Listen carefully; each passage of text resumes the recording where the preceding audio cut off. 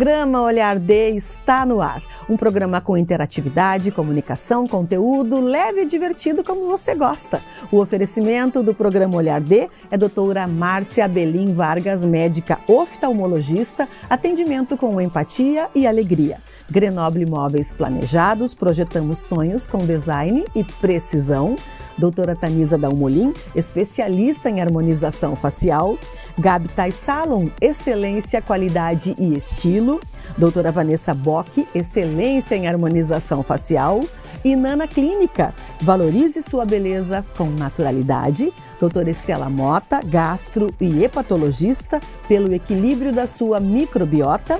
Genki Estética e Saúde, a verdadeira beleza floresce quando cuidamos da nossa saúde com amor e dedicação. Doutora Ana Paula Rezende, médica ginecologista, reposição hormonal segura e ética. Savoie, moda com conceito. A partir de agora você acompanha entrevistas sensacionais. Fique comigo.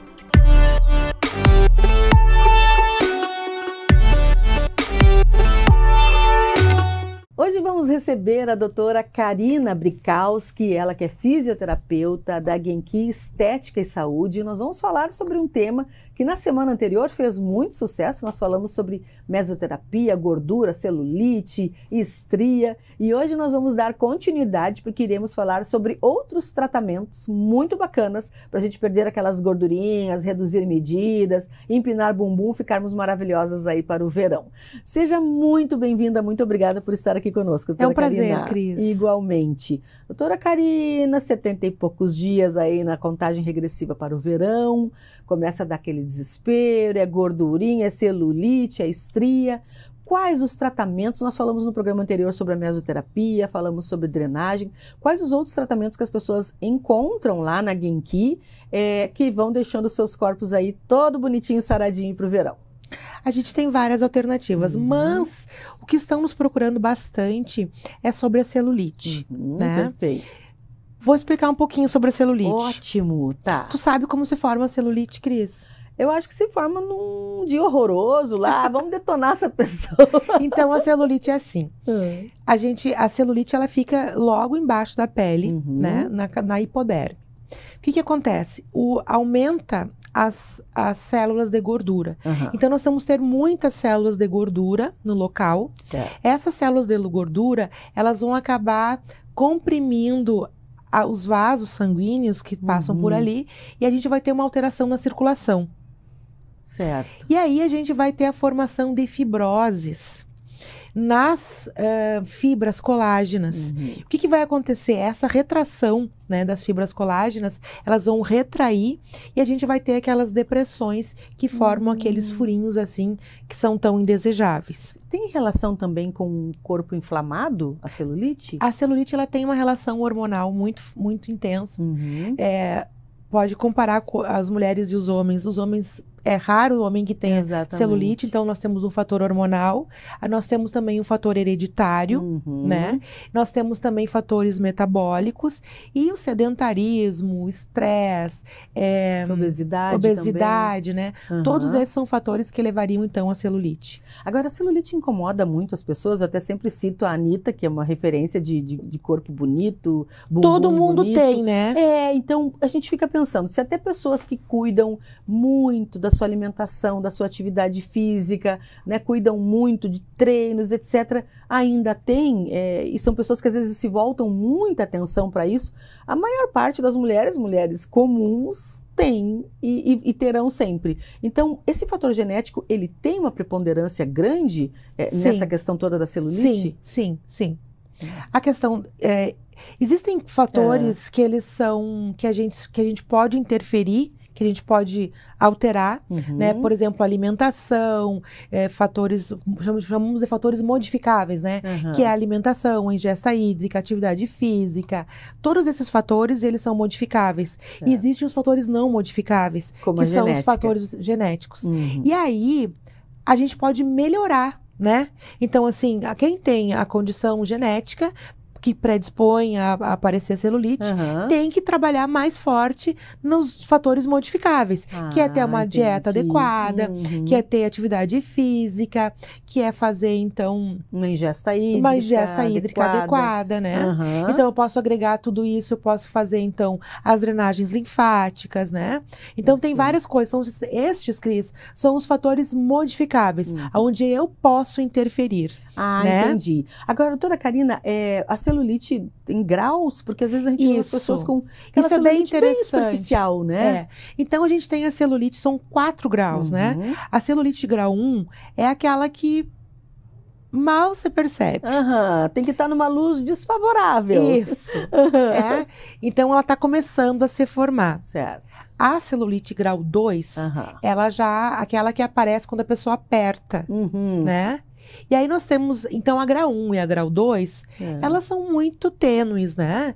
Mas a gente já pode começar, então, a pensar em algum tratamento. Certo. E aí nós temos a celulite grau 3 e grau 4, que são aquelas que são bem desejáveis, que são bem visíveis. Marcam até na roupa. Marcam até na roupa. E outra, Cris, a celulite grau 4, ela pode até a pessoa referir dor no local. Né? É mesmo? Então, a celulite, ela evolui, esse processo é um processo inflamatório, que ele evolui e ele pode até causar dor no local, né? Agora, essa pele, essa perna, esse bumbum, esse abdômen, braço, inclusive, com muita celulite, ele retém líquido também? A drenagem beneficia a celulite? Beneficia, sim, beneficia. Combate sim. A celulite, na verdade. Combate também. Porque a gente vai, então, vai estar drenando, retirando o excesso do líquido tissular do tecido, né? E a gente vai ter uma melhora naquela região tratada, né? Outra coisa, a gente trabalha na Genki, eu gosto de trabalhar a drenagem linfática em corpo inteiro, né? Eu acho muito... Eu não gosto em mim, que eu não gosto em mim também, a gente não procura fazer igual. Perfeito, né, claro. Para os nossos clientes, que é uma drenagem linfática de corpo inteiro, né? Então, a gente pode trabalhar a drenagem linfática local, ok, pode, mas a gente não enxerga só um bumbum ou só um... a gente não gosta de trabalhar assim. Então, a gente gosta de trabalhar com um tratamento individualizado, vendo quais são as necessidades, o que a pessoa realmente quer. Quando chega uma pessoa que vai fazer uma avaliação, uma coisa que eu acho muito importante a gente mencionar aqui, né? Que as pessoas ligam e querem saber o valor, né? Ou querem saber quantas sessões, ou... O mais importante de tudo é a gente ter em mente que nós não somos pacotes, né, Cris? Tipo, você não é um pacote, nem eu sou um pacote. E nenhuma pessoa não é igual à outra também. E assim, ó, talvez 2 sessões seja o suficiente para ti. E para mim eu preciso de 6 sessões. Então, o ideal para qualquer tipo de tratamento estético, qualquer intervenção estética, né, seja ela... tanto facial como corporal, é a gente fazer uma avaliação. Então, a gente trabalha com uma avaliação e trabalhamos com uma anamnese. Eu tenho que saber a pessoa, o que ela come, qual o momento de vida que ela está passando, o que está acontecendo com ela nesse momento, o que ela faz durante o dia. Fuma, se bebe, se faz atividade física, se vai no pega sol, se não pega, usa protetor solar, se não faz algum tipo de medicamento, se está tomando um anti-inflamatório ou não.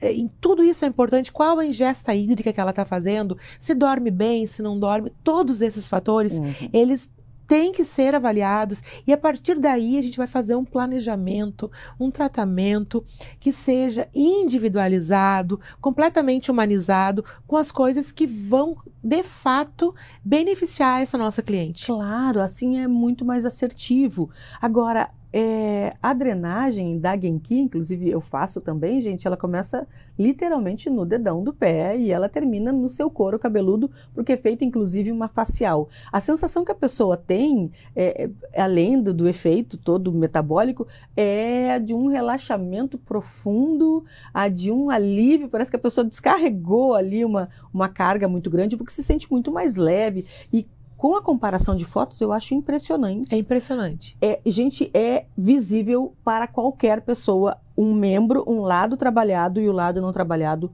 O volume, realmente a proporção diminui muito e a pessoa sai se sentindo mais leve. É bom, eu recomendo, inclusive, ou fazer no final do dia ou até no início do dia, porque a sensação para enfrentar o resto da vida e a sua rotina vai ser fantástica. A drenagem, então, a gente pode trabalhar, né? Logo que eu estava cursando o meu curso, minha graduação, minha primeira graduação em fisioterapia, eu fui certa vez fazer uma drenagem linfática. E eu estava bem no começo do curso mesmo, né? E assim, a drenagem linfática, essa questão do toque, ela é muito interessante. Existem vários aparelhos, tecnologia, mas não tem nada que substitua o toque, né? É verdade. Aquela troca de energia, aquela sensação de cuidado, que você é a pessoa mais importante do mundo ali. Naquele momento. Exatamente. E essa pessoa que foi fazer a drenagem linfática em mim, ela não sabia. Mas eu sabia, porque e eu fiquei quieta. Então, assim, a drenagem linfática, ela tem uma orientação, né? Então, a gente tem que levar tudo em direção aos vasos linfáticos, aos linfonodos, enfim, fazer o trajeto ok. E ela fez a drenagem linfática ao contrário. Ela puxava, e terminava assim, no final. Nossa. E é o contrário, né? Então a gente tem que sempre... Ela criou um método que não é drenagem linfática. E aí eu saí de lá da drenagem linfática com a sensação que eu tava com as mãos muito enormes e os braços arrastando no chão. Porque ela fez realmente o contrário. Para descarregar ali. Exatamente. Então, qualquer tipo... Veja bem, Cris, uma drenagem, uma massagem, ela tem que ser feita por um profissional que seja capacitado para tal, que tenha conhecimento fisiológico, né? E que saiba o sentido para onde vai, para onde deve ser levado. Saber o que está fazendo é muito importante. É muito importante. Né? Também no na drenagem. Pós-operatório, né? Então, assim... perfeito. Então, agora é um momento também que as pessoas adoram fazer as lipos, né? A lipo mesmo, né? Fazer as cirurgias abdominais, enfim. Colocar prótese, tirar prótese, trocar o silicone, tudo isso, né? Sim. Então, a drenagem linfática no pós-operatório é fantástico. É necessário. É necessário, né? Então, a gente tem também essa possibilidade.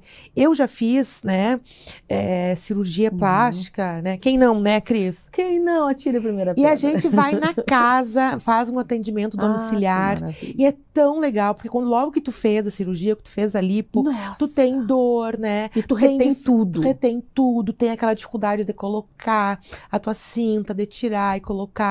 Então, isso é muito interessante, esse cuidado, perfeito. né? E eu tive uma pessoa que fez isso pra mim, né? Quando eu fiz a minha lipo. E aí, então, ela ia na minha casa, me ajudava a tirar a cinta, toda aquela... Né? E depois fazia a drenagem. Gente, é um alívio. E a gente vai cada vez apertando mais a cinta, porque de fato vai reduzindo. E quando a gente coloca a primeira vez aquele macacãozinho, aquela cinta, enfim, aquilo. Tu já compra no tamanho que tu quer. Então, quando a gente coloca a primeira vez, ela tá muito apertada. Porque a pessoa incha. Todo o processo de cicatrização, né? Ele gera inicialmente um processo inflamatório, que é o dito processo inflamatório controlado.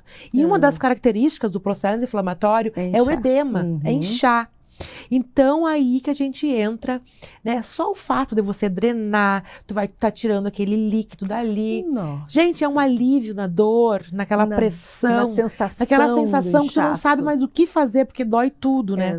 Então, a drenagem num pós-operatório, ela tem que ser feita, né? E ainda ela requer mais cuidado. Tem que ser um profissional bem capacitado, porque é diferente. Uma drenagem no pós-operatório é uma coisa, e uma drenagem linfática normal para uma pessoa que está tudo bem é uma outra, Agora, coisa. É importante a gente saber fazer com quem de fato entende para fazer da forma correta. Inclusive os médicos em questão de cirurgia plástica já passam tantas sessões de drenagem, começa a drenagem às vezes 1, 2 dias depois já o procedimento. O taping também, né, Cris? Perfeito. Porque a gente faz a drenagem, depois a gente aplica o taping, então já fica também já drenando, né, fazendo toda essa questão para acelerar o processo.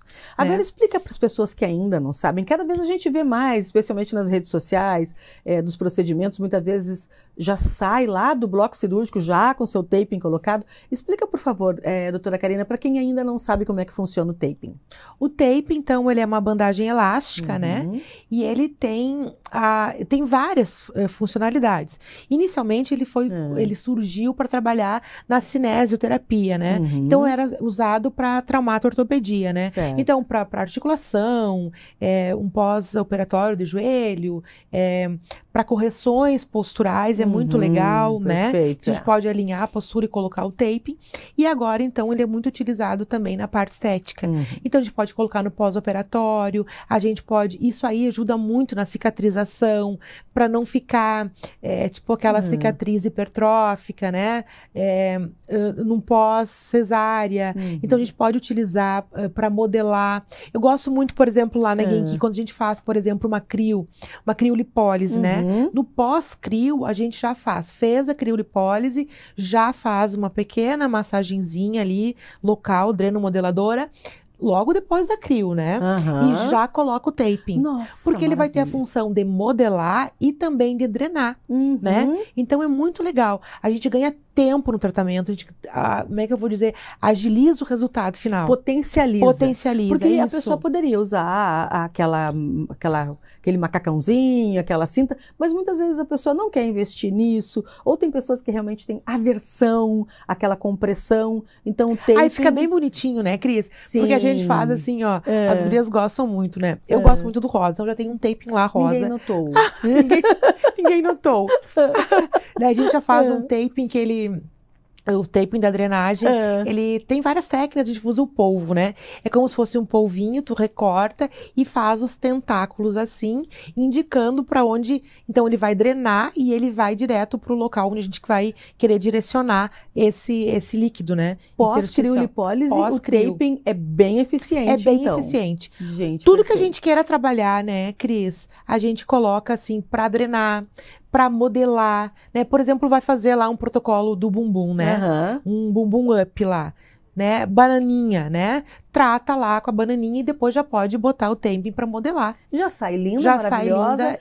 Doutora Isso Karina, dá também uma coisa tão legal, porque a pessoa está se tratando, está se cuidando e curte ver, né? O processo todo. E depois vai amar se ver nas fotos, especialmente. Doutora Karina, muitíssimo obrigada. Obrigada, Já fica o nosso convite para vir na próxima semana para nós falarmos mais assuntos. Quem sabe falamos do bumbum no nosso próximo encontro. Vamos, Cris, Quem não gosta de falar de bumbum? Muito obrigada, doutora Karina.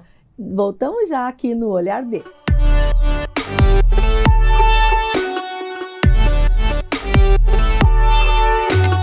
Aos 28 anos, a Della Páscoa Engenharia segue sua trajetória com a missão de oferecer serviços de excelência aos seus clientes, apresentando soluções que possam melhorar a qualidade de vida das pessoas, encurtando distâncias e contribuindo para o desenvolvimento social e econômico de nossa região, através da infraestrutura, tecnologia e sustentabilidade. Della Páscoa Engenharia, há 28 anos transformando a cidade e região. Conheça as delícias da nova pastelaria Delivery da região, Império do Pastel. Com um cardápio variado e saboroso, temos opções de pastéis de massa artesanal para todos os gostos, desde os tradicionais de carne até a linha gourmet, como de camarão ao molho da casa. Disponível no delivery ou retirado no local. Tudo feito com ingredientes frescos e de qualidade. Império do Pastel, qualidade e preço bom.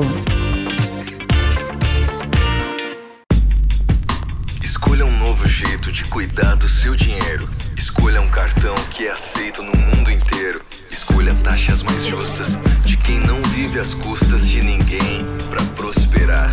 Escolha cooperar. Olha, o futuro se desenhando. Já imaginou todo mundo cooperando? Escolha um futuro melhor para todos. Escolha cooperar. Escolha Unicred. So darling, take my hand, you got to understand. I don't wanna just be friends. Come away with me and live my fantasy. I don't wanna just be friends.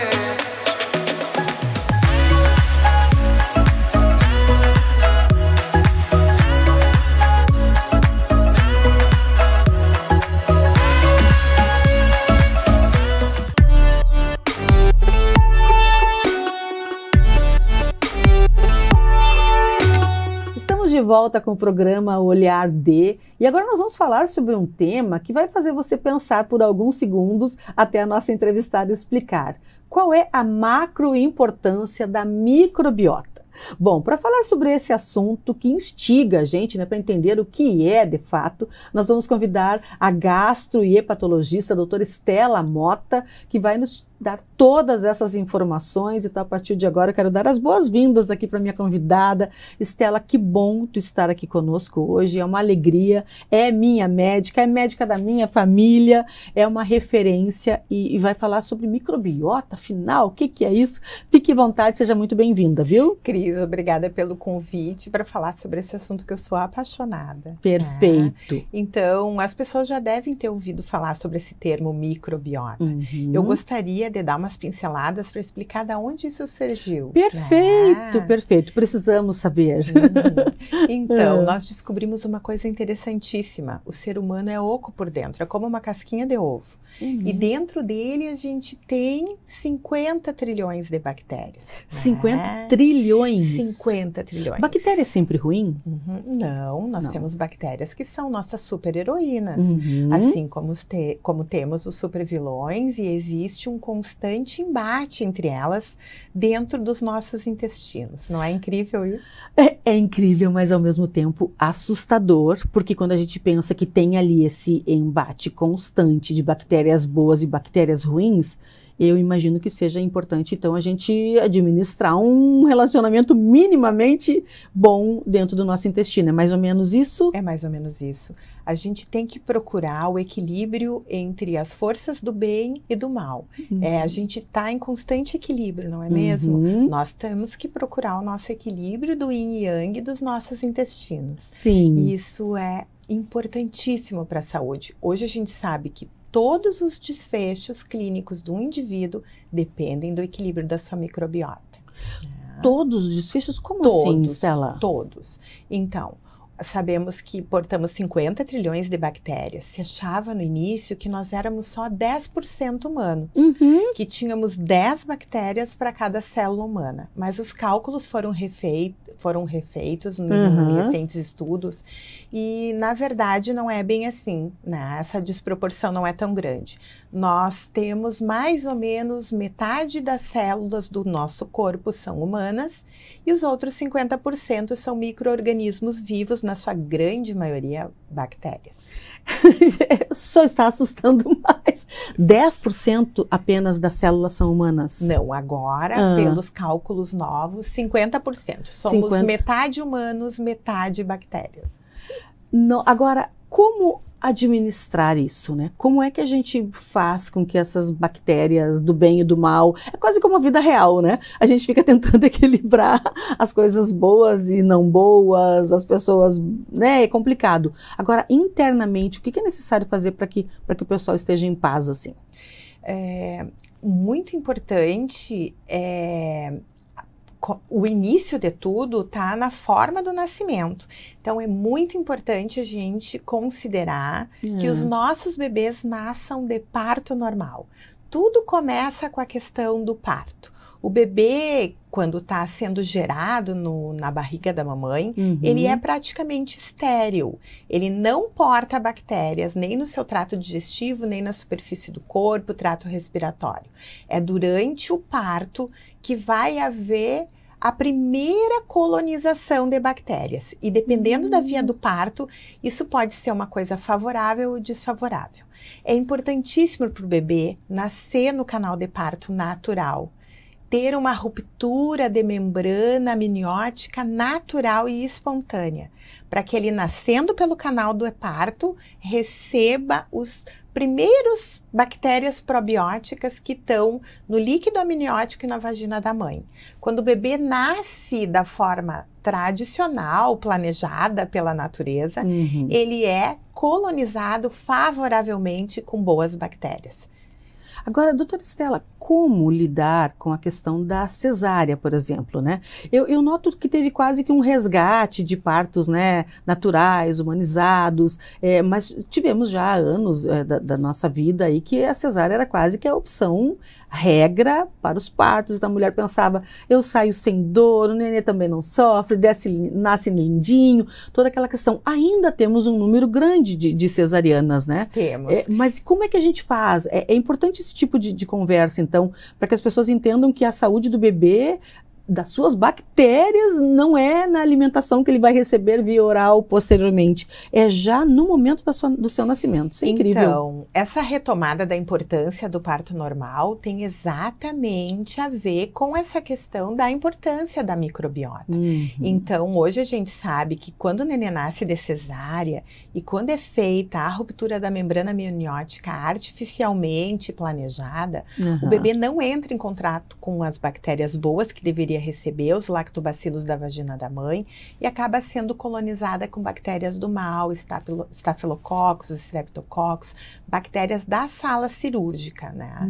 E isso já gera um desequilíbrio que pode levar no futuro, dependendo da genética do bebê e de como vai ser o restante do processo de colonização, a origem de vários problemas, especialmente autismos, problemas alérgicos. Hoje a gente vê a alergia à proteína do leite, uma frequência muito alta nos bebês, dermatite atópica, um aumento de número de casos de asma, rinite, não é? Entre tantas outras doenças graves. E tudo começa, a prevenção começa pela via normal de parto. A natureza foi feita para imunizar, para proteger, e acabaram vindo outros métodos, mas esse contato também vai se dar com bactérias do mal.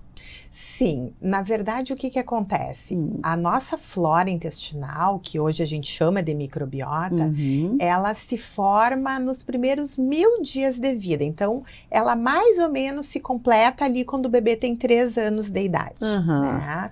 E durante esse processo, então, tudo inicia pela via do parto normal, que seria o mais favorável, pelo aleitamento precoce, quando o parto é natural, a mãe produz rapidamente o colostro, e aquele primeiro mamar, aquele primeiro leitinho é rico em pré e probióticos, que são importantíssimos para a imunidade e proteção do bebê, para passar para ele os anticorpos que a mãe fornece até que o sistema imunológico do bebê esteja saudável, açúcares e substâncias que vão alimentar bactérias boas, que aos poucos vão ser oferecidas pelo bebê, tanto através do leite, quanto do contato físico dele com outras pessoas e com o meio ambiente.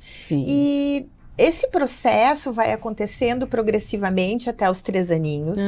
É muito importante a forma como os alimentos são introduzidos, a sequência nos quais eles são introduzidos. Então, hoje a gente sabe, mães de crianças pequenas sabem que os pediatras, eles sempre orientam agora uma sequência lógica de apresentação de alimentos. Isso tudo vai fazer muita diferença. Se o bebê usa antibióticos, se o bebê é afastado da mãe. E o mais interessante, Cris, traumas emocionais graves nesse período, como afastamento ou perda da mãe, uma doença grave, uma permanência na incubadora, na UTI neonatal, quando o nascimento é prematuro. Traumas emocionais podem causar cicatrizes permanentes na microbiota. Então, tanto eventos físicos quanto eventos emocionais interferem na composição dessas bactérias. E a gente não tem a menor ideia de como isso acontece. Eventos emocionais. Imagina, a criança nasceu prematura, vai estar lá, digamos, do seu 0 a 15 dias, 30 dias. Isso vai interferir na sua microbiota? Pode interferir? Vai interferir. Vai interferir. A gente sabe hoje que muito do estresse pós-traumático, que a gente entendia que era só emocional, na verdade é decorrente de uma alteração de microbiota determinada através do eixo cérebro-intestino-microbiota. E isso pode gerar uma cicatriz, um defeito na microbiota, que a pessoa vai portar ao longo da vida e que no futuro pode ser a causa, por exemplo, de um câncer, de uma doença autoimune, de uma doença psiquiátrica grave. Então, aí a macroimportância da nossa microbiota. É um assunto palpitante, não é, Cris? É fantástico, é realmente macroimportância. Agora, nós pensarmos, por exemplo, em indivíduos que não vieram ao mundo através do parto normal, vieram de cesariana, muitas vezes a mãe não teve o leite ou em função do seu trabalho amamentou muito pouco tempo. tudo isso também vai alterar nessa formação e vai desenvolver o resto da vida da pessoa com algum comprometimento intestinal. É regra ou tem um percentual alto de incidência? É uma regra. É uma regra. O paciente que forma uma microbiota distorcida, ele vai colher os resultados disso lá no futuro. O que vai determinar que tipo de doença a pessoa vai desenvolver é a genética dela. Então, a microbiota doente, temperada pela genética, é que vai dar o fenótipo da doença. E aí nós entramos nesse conceito novo da medicina integrativa, que é a da inflamação subclínica. Sim. Hoje a gente sabe que a doença que a pessoa tem está cristalizada no DNA. Mas que são sinalizações negativas que vêm de uma membrana celular inflamada que vai gerar um estímulo para que essa doença se manifeste. E essa inflamação subclínica, ela é maior ou menor dependendo da nossa microbiota. A relevância é realmente importantíssima. As pessoas que estão nos assistindo, né, que já têm ali seus filhos com 2, 3 anos, 5 anos, 10, o próprio adulto, o que é possível ele fazer para que, poxa, ele não se preocupou até hoje com isso, de repente é o primeiro contato que ele está tendo com o assunto, o que é possível essa pessoa fazer para que, a partir de agora, ela consiga dar a atenção que a microbiota precisa? Então, hoje falamos num conceito belíssimo de modulação intestinal. Então, modulação intestinal significa formatar a nossa microbiota. Se ela está distorcida, tentar corrigir. Perfeito. A base da modulação intestinal é a atividade física. Cris, a gente não tem a menor ideia, mas 6 semanas que a pessoa começa a fazer atividade física, já começam a surgir boas bactérias no intestino e seus metabólitos muito saudáveis, como, por exemplo, os ácidos graxos de cadeia curta, que são nossos Victoza, nossos Saxenda, nossos Ozempics naturais, que controlam o nosso peso e o nosso emagrecimento. Quando tu foi responder, eu tinha certeza que tu diria que a base fundamental era a alimentação. E tu nos diz, então, que é a atividade física. A atividade física. Hoje, a base da modulação, o primeiro grau em importância é a atividade física. Em segundo lugar, a dieta, sim. A gente tem que tomar os 2 litros d'água ou algo muito próximo disso, né? Usar alimentos que alimentem as boas bactérias. E não dar combustível para as malvadas, que adoram doçura artificial, que é o xarope do milho transgênico, lactose, excesso de glúten da nossa farinha branca refinada, tratada pelo fermento químico instantâneo que não digere o glúten. Então, hoje nós temos uma farinha que tem uma grande quantidade de glúten. E esse glúten não é trabalhado pelo fermento químico instantâneo.